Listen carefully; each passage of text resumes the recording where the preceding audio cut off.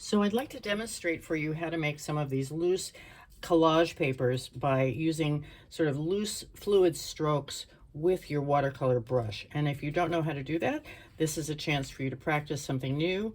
If you've done it before, you'll perhaps just gain some more experience, and with everything, practice always, has a lot to offer. So what I'm going to do is I'm going to take these two brushes. I have one pointed brush and one squared off brush, which in children's programs usually called an easel brush and a watercolor brush.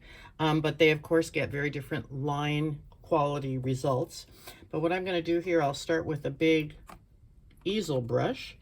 I'm going to saturate my paintbrush with a lot of the paint by swirling it for a little while in that color. And then I'm going to swirl it around and watch how I'm holding the brush, not from down below near the bristles, which is typically what people would do when they're painting, but instead I'm holding it from the tip and swirling from my shoulder. So I'm getting nice organic, not controlled lines. That way you get something that usually looks more natural.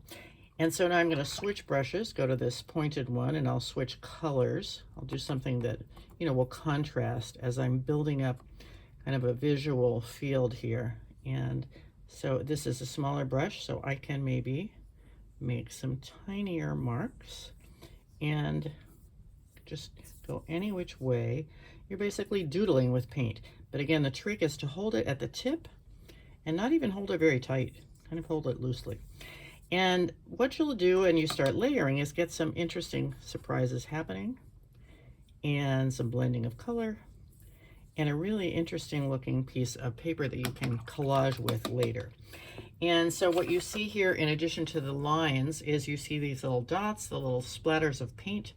And one way to do that with a little bit of control is to take your brush and hold it over your finger and just gently tap, tap, tap, tap, tap, tap. And that just gives you, here I'm going to tap a lot in this one area, so I'll get almost looks like a spray bottle would have done it, or maybe even sometimes you can do this with the bristles of an old toothbrush.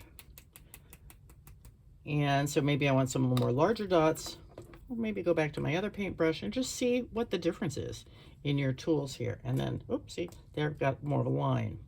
So there you go. That's a way to approach your collage making with watercolor.